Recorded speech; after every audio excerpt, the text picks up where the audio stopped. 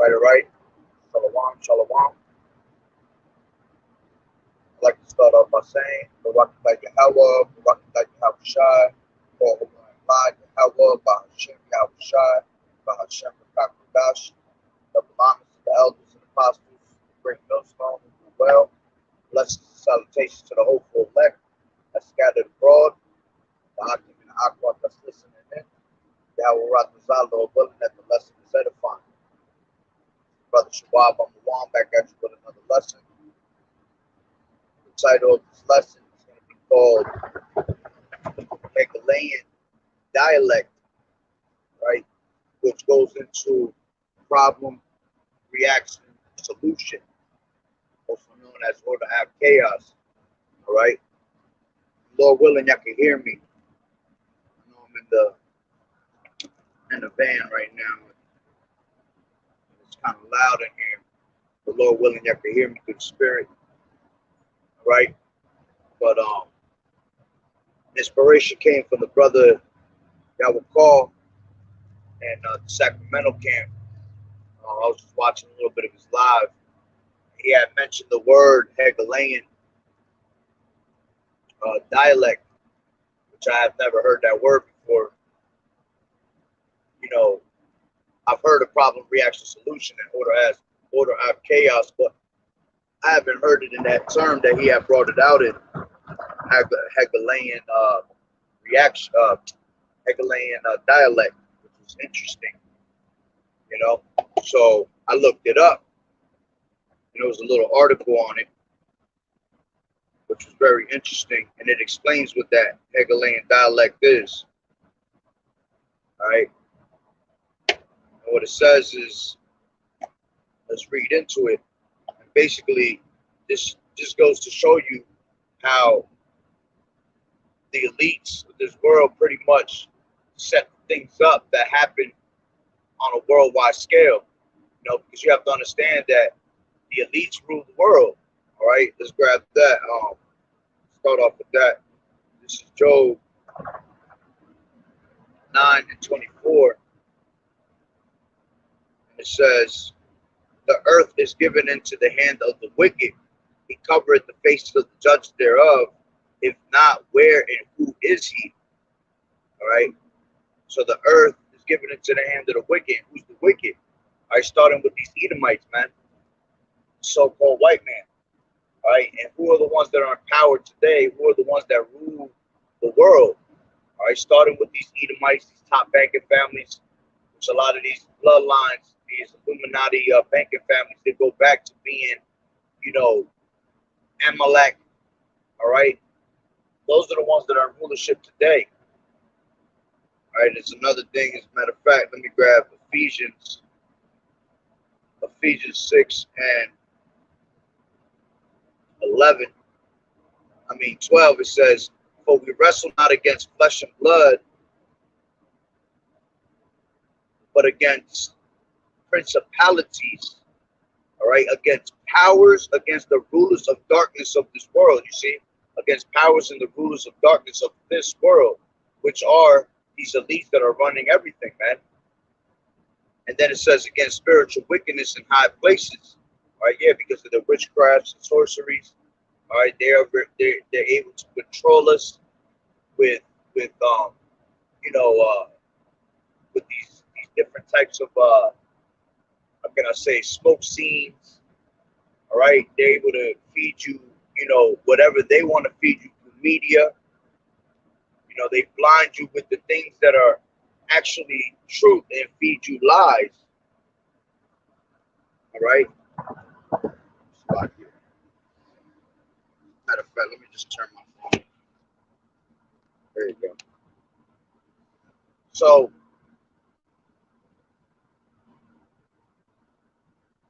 let's go back to that article.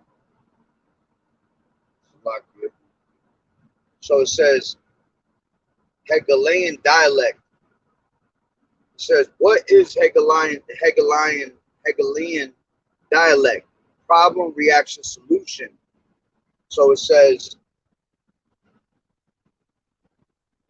the synthetic solution to these conflicts can't be introduced unless those manipulated, unless those being manipulated take a side that will advance the predetermined agenda.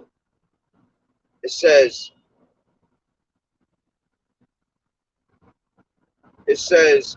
Darren McBreen discusses the Hegelian dialect, Hegelian, Slovakia, otherwise known as problem, reaction, solution.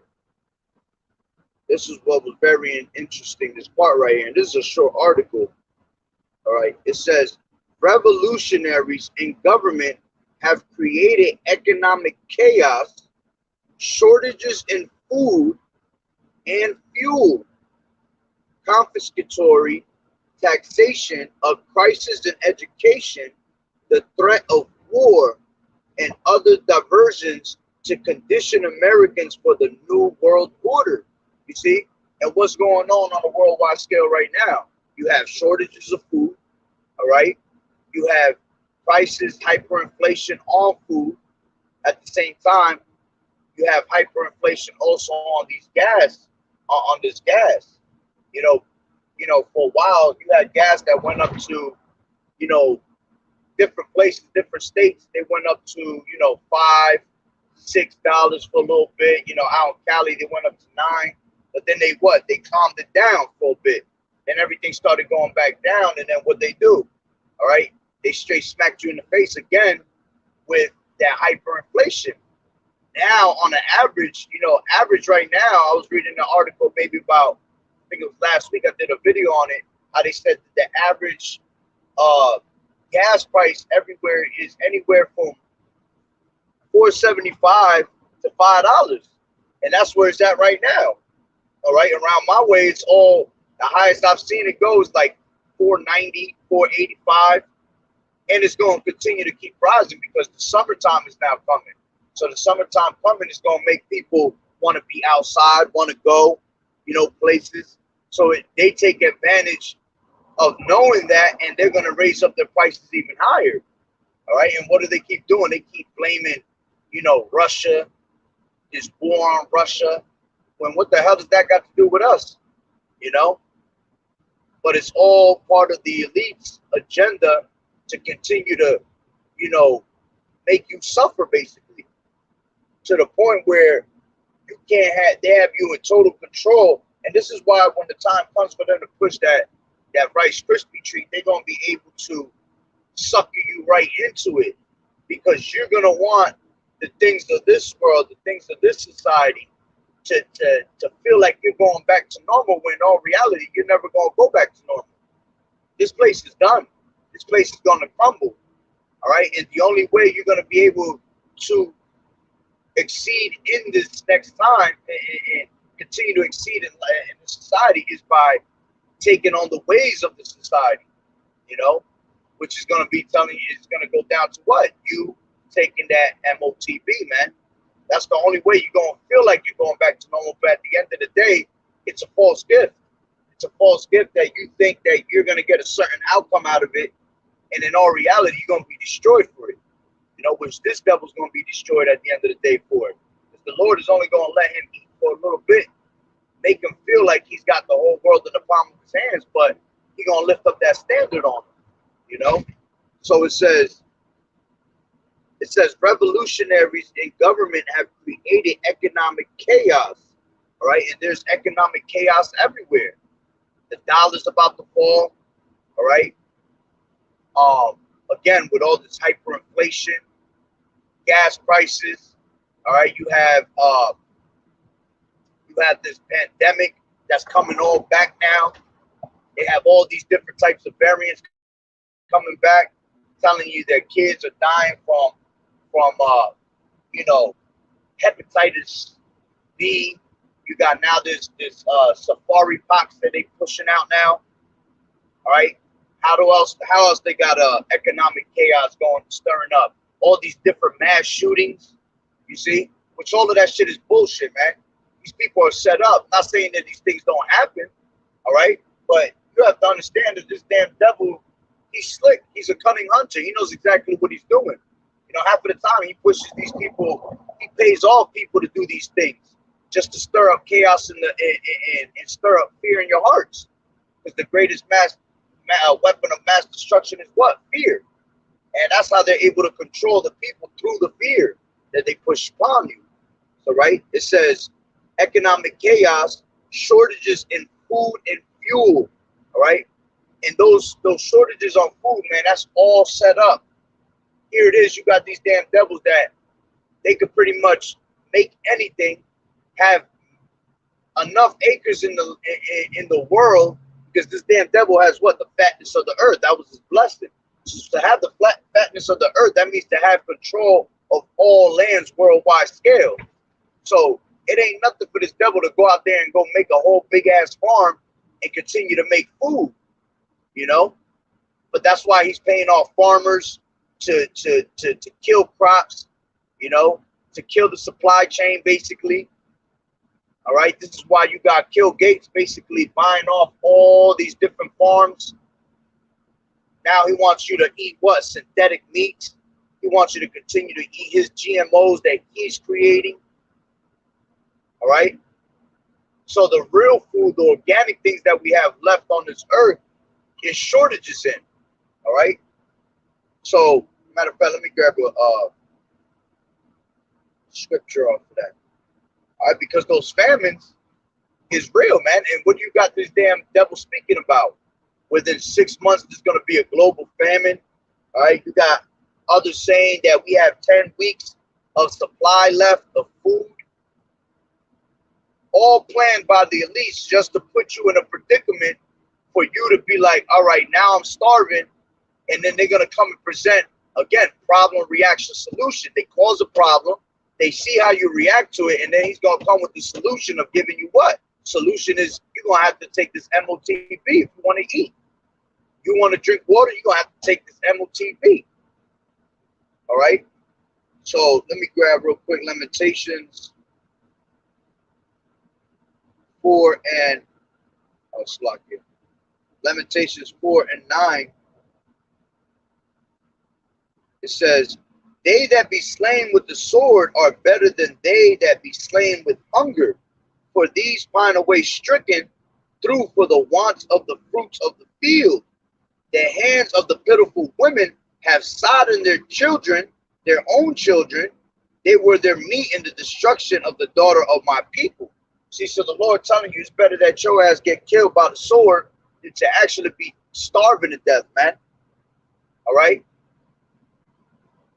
You had the pitiful women, which a lot of you women, you proud ass fucking women, y'all gonna feel the wrath of the Lord, and y'all gonna learn to be humble. You know, you got all this feminism and all this bullshit that, oh, I don't need a man, you know, I could do it on my own. Okay? When deep down you can't even change the damn light bulb. You see? So imagine when the time of famine comes, when there's no food and you can't provide for yourself and you can't wiggle your ass out of the way for it, you know? Ain't gonna be no OnlyFans for you to eat. You see? And that day, when people are starving, ain't nobody gonna care if you're shaking your ass or not. That shaking your ass ain't gonna get you your food. You know? You're gonna have people that gonna be on lawlessness where they just gonna pretty much, whoever they see that got a supply, food, they just gonna come and just take it from you. You know, that's why it tells you that in 2 Ezra 15. Grab that real quick. 2 Ezra 15 and I believe it's 16. 19. It says, a man shall have no pity upon his neighbor. Yeah, there's going to be no pity upon their neighbor, because the iniquity abound, the love of many shall wax cold. So it says, a man shall have no pity upon his neighbor, but shall destroy their houses with the sword and spoil their goods because the lack of bread and for great tribulation. You see? So there's going to be no food out here, and people going to get desperate. And desperate times calls for desperate measures, man. You see? So people going to be doing things that is just out of this world, especially when there's no law out here, because there ain't going to be police officers and shit like that to help you no more. You know, that movie, The Purge, is real, man. That's going to really happen out here.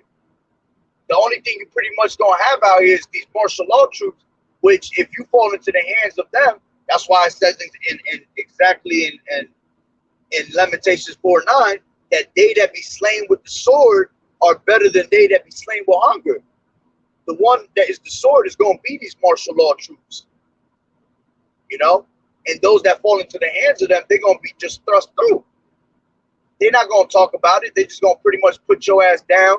A lot of you women's going to get ravished out here, you know. You wanted to be, you know, top one on OnlyFans, showing your ass. Now you got these horny ass, fucking nasty, filthy ass UN troops that are among us that can really care two shits about you. They just gonna toss you around like a little beach ball, man. All right. So it says, back to Lamentations 4:9. It says, they that be slain with the sword are better than they that be slain with hunger, for these find a way stricken through the wants of the fruits of the field. The hands of the pitiful women have sodden their own children. Yeah, that word sodden goes into boil. So women are going to be boiling their own children. That's why it tells you in Matthew the 24th chapter, it says go on to the let me just grab it real quick. That give child and suck in those days. This is Matthew 24 and I believe it's 19. Matthew 24 and 19. Yep. And woe unto them that are with child, and to them that give suck in those days. What do you have a shortage on right now? You have a shortage on Similac, on baby food supplies. You see how the elites are controlling the narrative, man. Here it is, these damn devils make billions and billions and billions of dollars. You know, they have billions and billions of dollars to give to Ukraine and you know, donate for the wars, but you mean to tell me you can't feed the poor? You can't feed our children with what the supplies that they need? You know, that's more important than what's going on in fucking Ukraine. They're not even part of our damn country. But that's how you know that all these different elites around the world are in on the same agenda, playing different roles. Okay? So it says, woe unto them that are with child, and to them that give suck in those days. Yeah, because those that have those Similac baby food, the women gonna sodden their children. They're gonna be boiling them up. Because at the end of the day, the woman, all right, she not stable in the mind. She gonna go into a panic. She gonna think about herself before Yahweh Bashim Yahweh Shai. So she gonna what? She gonna end up boiling up her own children. You see? Throw their ass in a cauldron. Throw a little sazon and some damn cilantro in that shit. Shalom. Yahweh Bashim Yahweh Shai Barakatah. And that's it. Then you just gonna be a soup, human soup. And that's just cannibalism is gonna be popular again, just like back in the day. Matter of fact, let's go to that. First Kings. Actually, it might be Second Kings 6:25. Yeah, Second Kings 6:25, and it says, and there was a great famine in Samaria, and behold, they besieged it. See, when you go into that word besieged, that means to lock it down. Just like what's about to happen now. This place is about to be locked down. This is why they're feeding you all these different variants again. All right. Biden talking about, oh, you know, we need to do something about, you know, these cases going back up. Just like in 2020, they bullshitted and fooled you with all them cases. Every 2 seconds, the cases was going up. How the hell, if all these cases are going up and all these people are dying, how are you able to actually keep count of all this shit? You mean to tell me you're going back and forth taking jets here to there to find out how many deaths are being you know, recorded? People can't even record, you know, people can't even record regular things in life. And you mean to tell me they sitting there recording every single death? People die every day naturally. People die of just normal shit. People die of shootings and heart attacks. But here it is that they're just gonna continue to tell you that they're dying of a variant of disease. You see, you could break your ankle, fall into the street, get hit by a car, and they'd be like, "Oh, well, the safari pox is what happened, made that happen." You know, got to open up your mind, man. Think about it. So it says, and there was a great famine in Samaria, and behold, they besieged it, locked it down, until an ass's head was sold for 80 pieces of silver, and the fourth part of a cab of dove's dung for 5 pieces of silver. See, that's inflation right there. That's showing you hyperinflation, because the famine was so severe in that time that you had people selling donkey heads, man, for 40 pieces of score silver. You had people selling bird shit for 5 pieces of silver, showing you an increase in supply and demand, basically, in the want of food. So they were able to what? They were able to raise up prices for something that wasn't even real food. Matter of fact, another precept that pop up, Revelations, the 6th chapter, all right, which it speaks about that. This is Revelation 6:5, and it says, and when he had opened the 3rd seal, I heard the 3rd beast say, come and see, and I beheld, and lo, a black horse. He that sat on him had a pair of balances in his hand, and I heard a voice in the midst of the 4th beast say, a measure of wheat for a penny, and 3 measures of barley for a penny. And see thou hurt not the oil and the wine. You see? And that's also going into hyperinflation. That's going into how this society is going to be broken down, which it also represents, you know, slavery. All right, the balance is going to into slavery, but it's also speaking about the economic system of it falling, you know. So going back to 2 Kings,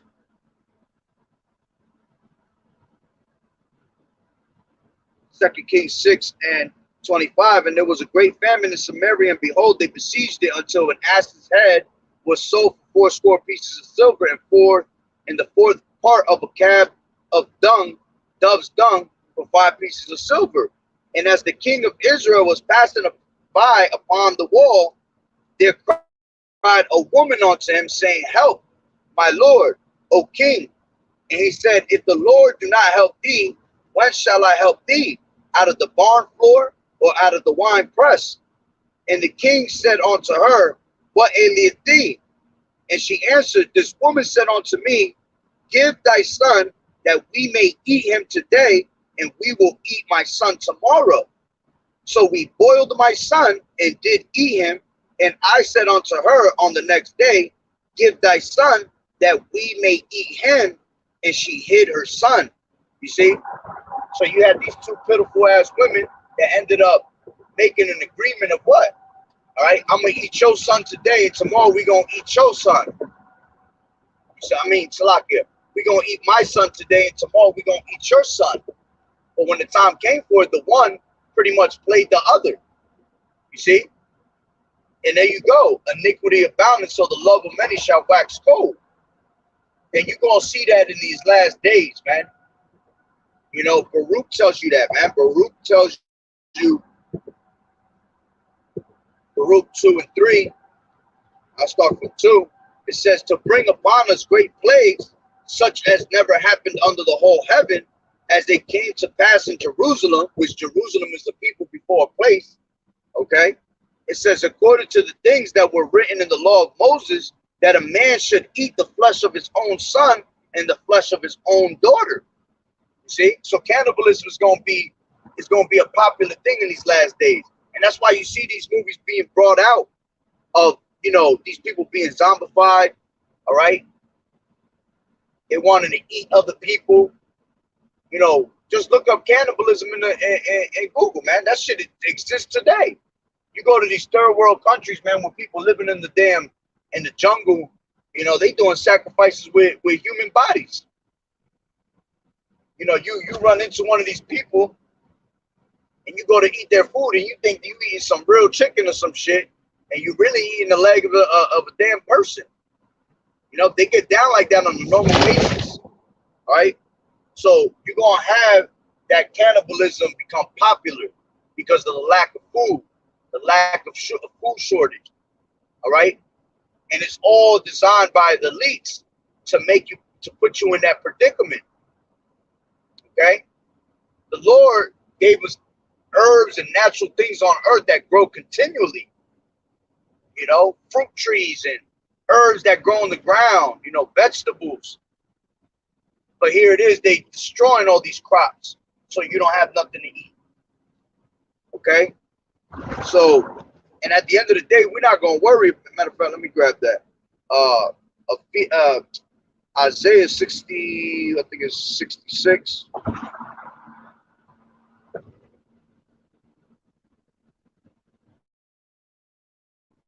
You know, we're not going to worry about things like that because the Lord got our back. All right? The Lord going to make sure that the elect is going to eat.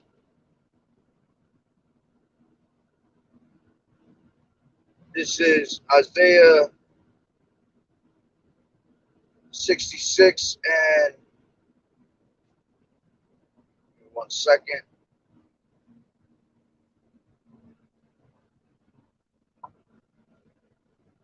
Is it 66?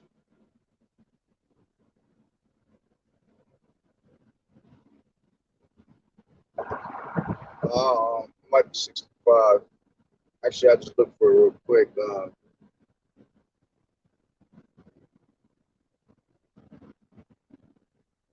This is Isaiah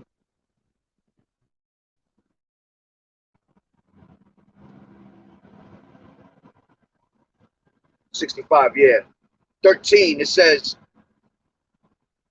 therefore, thus saith the Lord Yahweh Bashem Yahushua, behold, my servants shall eat, but ye shall be hungry.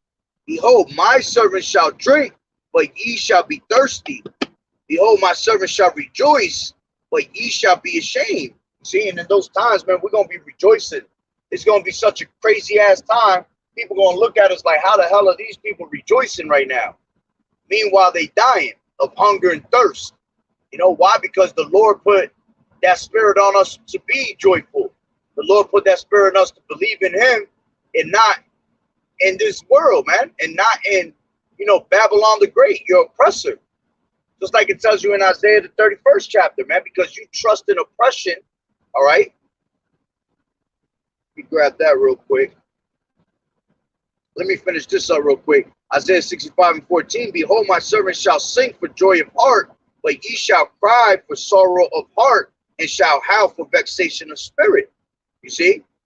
All that laughing you did, that scoffing you did, all that unbelieving that you did, all unfaithful shall die in their unfaithfulness, man. All right, but let me grab Isaiah 31.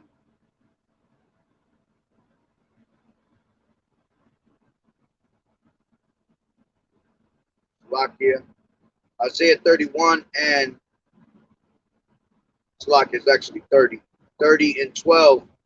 And it says, wherefore thus saith the Holy One of Israel, because ye despise this word and trust in oppression and perverseness and stay thereon, therefore this iniquity shall be to you as a breach ready to fall, swelling out in a high wall, whose breaking cometh suddenly at an instant. You see, you trusted in oppression, you expected a certain outcome, but here it is, this damn devil fooled you. You see, now you got to feel the wrath and the indignation of the Lord for not putting in your trust in him. And this is speaking to you so-called Negroes, Latinos, and Native Americans. All right, because to everybody else, these heathens, it don't matter. These heathens ain't shit to the Lord. You see, we talking about our people trusting in oppression. All right, instead of trusting in the Lord. All right, matter of fact, let me get one more on famine. This is 2nd Ezra 16 and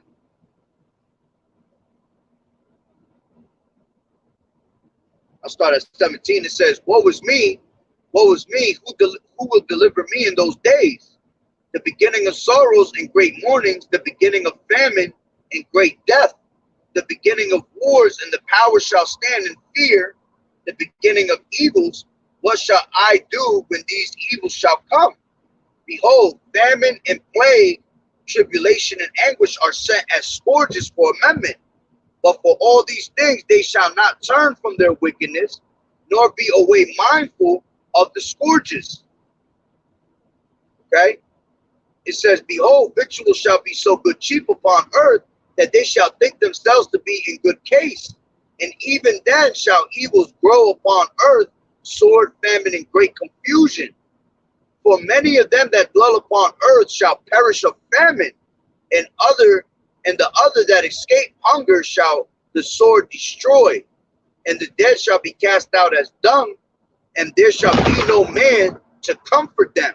For the earth shall be wasted, and the city shall be cast down. You see, there goes that no man shall comfort them.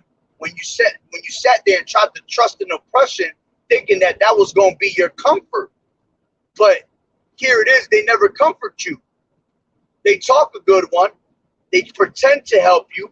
All right? Just like it tells you in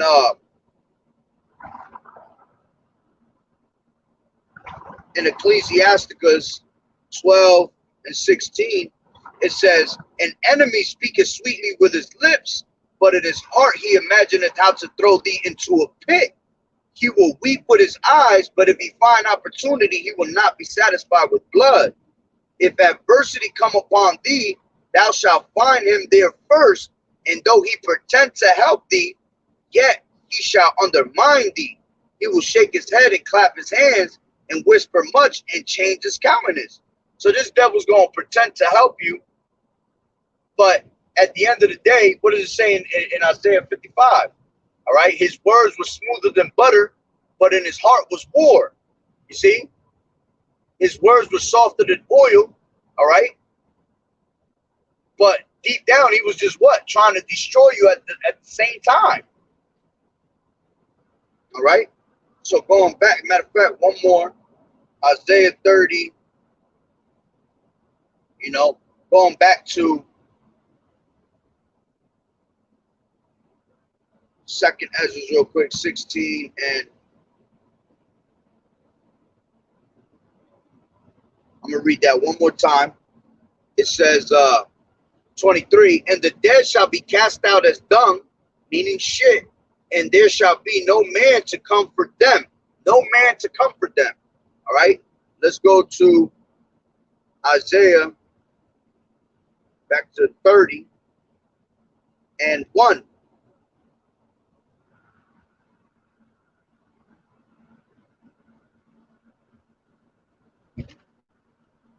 Says, woe to the rebellious children, saith the Lord Yahweh Ba'ashem Yahushai, that take counsel, but not of me, and that cover with a covering, but not of my spirit, that they may add sin to sin, that walk to go down into Egypt, meaning what? America, because Revelations 11 and 8 tells you what? All right, that their dead bodies shall lie in the great city, meaning they're spiritually dead, because he that wandereth out of the way of understanding shall remain in the congregation of the dead. Proverbs 21 and 16. All right, shall remain in the congregation of the dead. So it said, and their dead bodies shall lie in the great city, meaning what? America, which is spiritually known as Sodom and Egypt. Okay, so it says that, back to Isaiah 30 and 2, that walk to go down into Egypt, and have not asked at my mouth to strengthen themselves in the strength of Pharaoh, and trust in the shadow of Egypt. Therefore shall, see, that's you looking for that comfort of one of these damn, of this society to help you out. But it says, therefore shall the strength of Pharaoh be your shame. Yeah, who's the modern day Pharaoh, man? Spiritually, Esau, Edom, this government is your modern day Pharaoh. It says, therefore shall the strength of Pharaoh be your shame, and the trust in the shadow of Egypt your confusion. You see, you're gonna be brought to confusion. sitting there scratching your head with your thumb in your ass saying, damn, I thought this damn government had my back. I thought this government was going to help us in the time of, of tribulation. But you were fooled and deceived. That's why it tells you in 2 Thessalonians, 2:10, for the Lord shall bring upon you strong delusion that you should believe a lie. That's why it is greatly to fear Yahweh B'Shem Yahweh Shai. He could put a spirit on you, a spirit of lies meant to make you believe that you think you're doing something righteously, or that you're going in the righteous way. You're good. Some stupid shit they do with it. Split it. And you don't want the Lord to put you in that type of predicament, man, where you think you're being, the Lord is dealing with you, and at the end, He just got a lying spirit on you, man. All right, so going back to that article,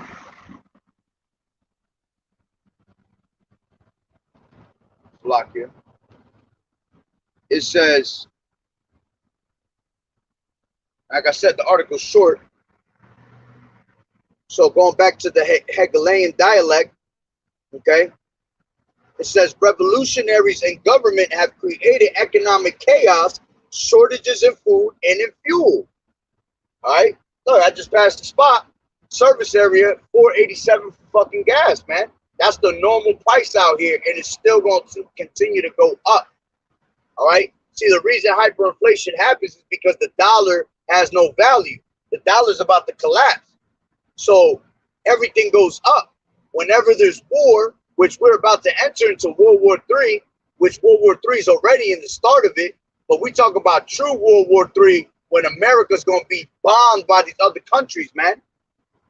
America's going to be made desolate through the missiles of all these other nations. Because eventually these other nations are going to hate the whore, like the Bible's saying. They're all going to turn up. They're going to turn against her. Let's grab that real quick. All right.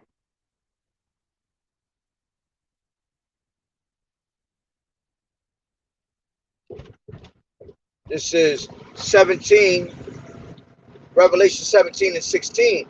And the 10 horns, all right, which the 10 horns represent the EU, all right, the European economic, the economic, the common market, Salakia, the European common market. It says, the horns which thou sowest upon the beast, all right, which the beast is NATO, all right, and who sits on top of the beast and the 10 horns? America, okay? That eighth head, basically, that extension from the British Empire till now. It says, these shall hate the whore, and shall make her desolate and naked, and shall eat her flesh and burn her with fire. You see, all these countries are going to turn against America because they're going to be pretty much tired of America's shit, and they're going to make her desolate. All right, another one to prove that. Let's go to, this is Obadiah 1 and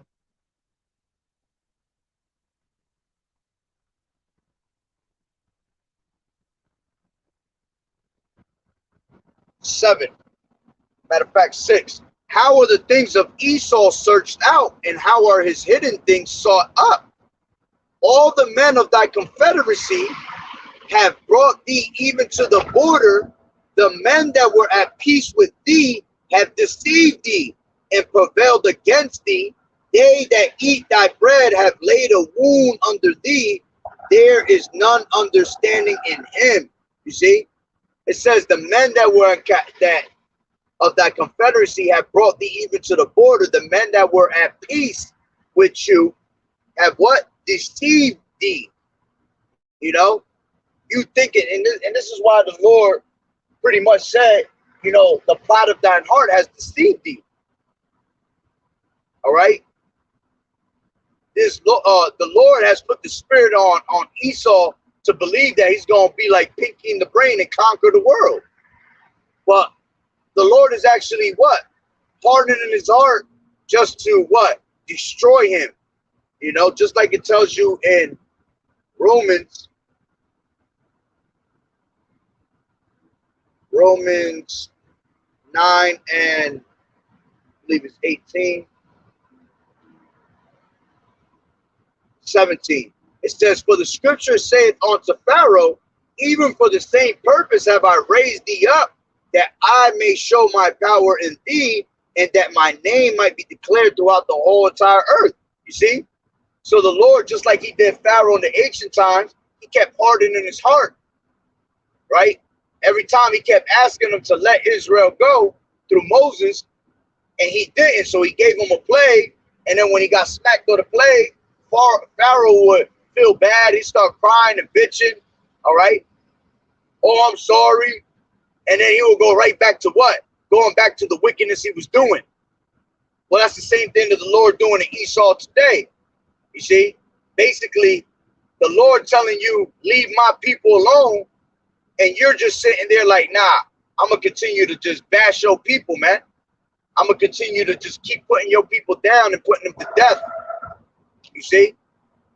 But the Lord is hardening this up like Pharaoh's just to show his power, just to show him that he's the true power, that there's no power beside him. There is no God beside him. All right? And that's why this devil got to go, because he's so prideful that, you know, he's the most wicked out of all men. That's why he was created to be the wicked. That's why he's that vessel, you know. Matter of fact, it's right in the same chapter. I'll go down a little bit. It says 9 and 20, nay, but O man, who art thou that replies against Yahweh? Shall the thing formed to say to him that formed it, why hast thou made me thus? Has not the powder power over the clay, over of the same lump, to make one vessel of honor and another unto dishonor? See, the vessel of honor is Israel. The vessel of dishonor is these damn Edomites, the wicked. What if Yahweh, willing to show his wrath, to make his power known, endured for much long suffering the vessels of wrath fitted to destruction? See, like the elder Aram Lab always goes into, you are tailor-made fit to be that vessel of destruction. You see, that vessel of dishonor to catch the judgment of the Lord. The Lord specially made you just to destroy you, man. The Lord is what? Perfect balance. A false balance is an abomination. So he got to have good and evil. He got to have somebody playing good. He got to have somebody playing bad. He chose you to be the wicked. All right? And how do you know that they're wicked? You go into Malachi real quick. You know, Malachi 1 and 4. 1. All right. And this is talking about Esau, right? It says, I'll start from 2. I have loved you, saith the Lord, yet ye say, wherein hast thou loved us? Was not Esau Jacob's brother, saith the Lord Yahweh B'Shem Yahushai? Yet I loved Jacob, and I hated Esau, and laid his mountains and his heritage waste for the dragons of the wilderness. And you can read about that in Isaiah 34th chapter, right? It says, whereas Edom saith, we are impoverished, but we will return and build the desolate places. Thus saith the Lord Yahweh B'Shem Yahushai of hosts. They shall build, but I will throw down, and they shall call them the border of wickedness, and the people against whom the Lord has indignation forever. You see? So they're called the people of wickedness. The Lord has indignation for you perpetually, the same way you have a perpetual hatred for your own brother Jacob, man, which is the 12 tribes. You see? And when did they come out? This is referring to the time of what? The Renaissance era, when they were shut for 1,000 years and they couldn't do nothing, and Jacob was ruling over them. But the Lord put them back in power, you know, which they came up as the revival of the ancient Roman Empire. You see? In the Dark Ages, we were what? Ruling them. But then came the Renaissance, which the word Renaissance means rebirth. So that ancient Roman Empire was that wound that was greatly healed. Okay? And it says, we are impoverished, but we will return and build the desolate places. Yeah, and that's what they started doing. All right? Yo, if you're gonna talk, get on this stuff, bro. Comment? I'm just saying, you just no, I'm just saying. No, I'm not gonna talk. I'm gonna try and No, not talk, but if you're looking up, just go on this side because you're like swerving in the middle of the road. All right. So going back to the article, Shalom, Shalom, Yahweh Bashem, Yahweh Shabrak. All right. So going back, it says the Hegelian dialect revolutionaries in government have created economic chaos, shortages in food and fuel, confiscatory taxation, a crisis in education, the threat of war. You see, you got threat of war everywhere. You know, there shall be rumors of wars. If you're not sure, just go in the middle there. shadow. That's shadow, man. It says Millburn there to me. Shadow. Oh. So it says, Salakia. Lost my chair. Okay, a crisis in education. All right, which education here is done. You know, education. This is why I advise people to take their children out of these school systems, man. These school systems are horrible. You know, the things that they're teaching your kids is it's not even worth to be in school anymore. They're not teaching them anything special. All they're teaching them is wickedness. All they pretty much is molding them to be, you know, living in the ways that they want them to live. You know, pushing all this bullshit, you know, transformer bullshit, okay? All this, you know, pedophilia, wickedness, you know, pretty much they messing up your children's minds, man. So it says, a crisis in education, the threat of war. Yeah, there's gonna be war, wars and rumors of wars. Ooh, heartburn, boy. So, you know, all of that is gonna continue. That's why you see all these different countries, you know, going up against each other. All right, because that, you know, World War III is being stirred up real heavy, which at the end of the day, the Lord's gonna bring what? He's gonna bring Joel 3 into effect. All right, he's gonna bring all these nations together into the valley of what? Yeah, the valley of Yahweh Shaphat, Jehoshaphat. All right, to judge the heathen round about. All right, destroy them, which they all gonna end up turning from World War III. They're gonna turn to, you know, go to war against the Lord. Second Ezra, the 13th chapter. All right, they were sore afraid, but yet there's fight.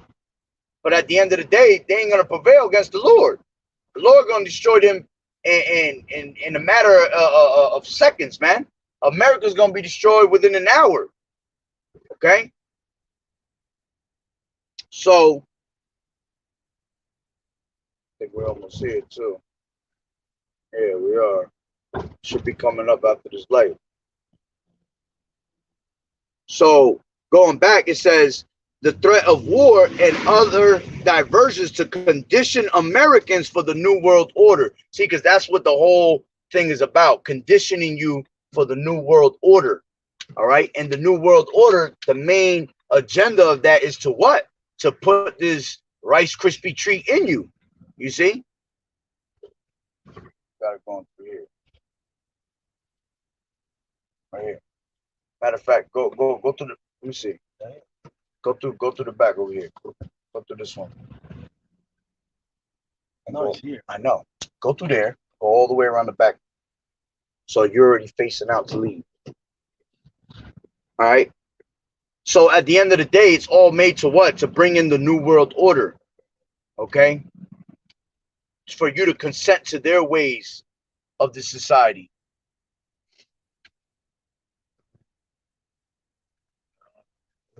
All right, don't go through it then.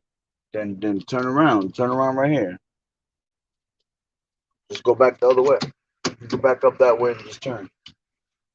No.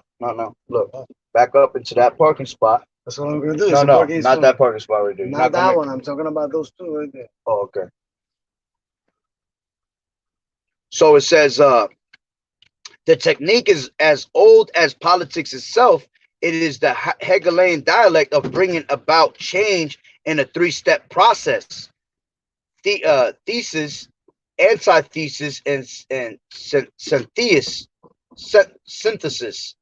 All right. It says the first step, thesis, is to create a problem. The second step, antithesis, is to generate opposition to the problem, fear, panic, and hysteria. The third step, synthesis, is to offer the solution to the problem created by one step, a change which would have been impossible to impose upon the people without the proper psychological conditioning achieved 14 in. years. I couldn't go around the other one the way the cars are parked. Working there, right? All right. Well, you just back up to the door. All right. It says a change which would have been impossible to impose upon the people without the proper psychological conditioning achieved in stages 1 and 2. All right. It says, why is it important for you to understand the subject of Hegelian dialect? Because it is the process by which all change is being accomplished in society today. More importantly, it is the tool that the globalists are utilizing to manipulate the minds of the average American to accept that change where ordinarily they would refuse it. The Hegelian dialect is, in short, the critical process by which the ruling elite create a problem, anticipating in advance the reaction that the population will have in the given crisis. And that's why they did that in 2020, because they were testing the waters, man. They were testing to see what what our people would do, how they will react. See, this is why this second coming, the second lockdown is gonna be no coming back from that, because they already know what the reaction is gonna be. You see? So then it says, which I'm about to wrap it up real quick, so I gotta get to work. It says, where was I? Conditioning the people that a change is needed when the population. Salaki, did I go to? Yeah, it says the reaction that the population will have to give it to the given crisis, and that's why they say never let a good crisis go to waste. All right, and thus conditioning the people that a change is needed when the population is properly conditioned. The desired agenda of the ruling elite is presented as the solution. The solution is intended to solve the problem, but rather to serve as the bias for a new problem or exacerbate and the existing one. It says when the newly inflamed difficulty reaches the boiling point of a crisis, it becomes the foundation upon which arguments may again be made for change. Hence, the process is repeated over and over, moving society toward whatever end the planners have in mind.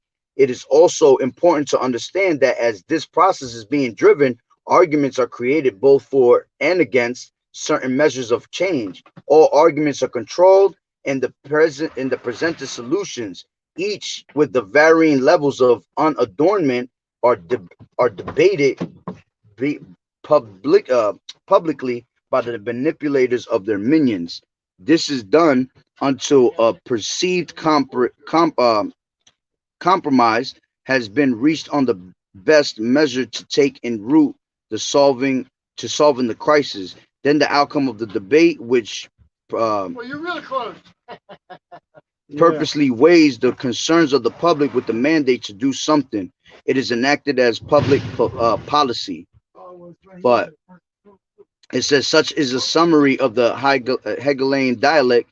Through the few in American society have ever heard of it, still fewer have not been profoundly impacted by its use in the effective neutralization of opposition and the formation of public policy. And that's the end of the article. But hey, y'all get the point, man. This is all set up. All right. As a matter of fact, let me read this one real quick that the brother got. Ooh, both of them. This is 2 Maccabees 7:31. And thou that has been the author of all mischief against the Hebrews shall not escape the hands of Yahweh Bashem Yahushai. That's right. Psalm 64:5. They encourage themselves in an evil matter. They commune of laying snares privily that they and say that who shall see them, and that's the way this damn devil moves, man, thinking that nobody realizes these things, but through the spirit and power of the Lord, man, we're able to have that eye salve and see these things, man. So, hey, Lord willing, that the lesson was edifying. To the next one, Shalom, Yahweh Bashem, Yahweh Barakatah.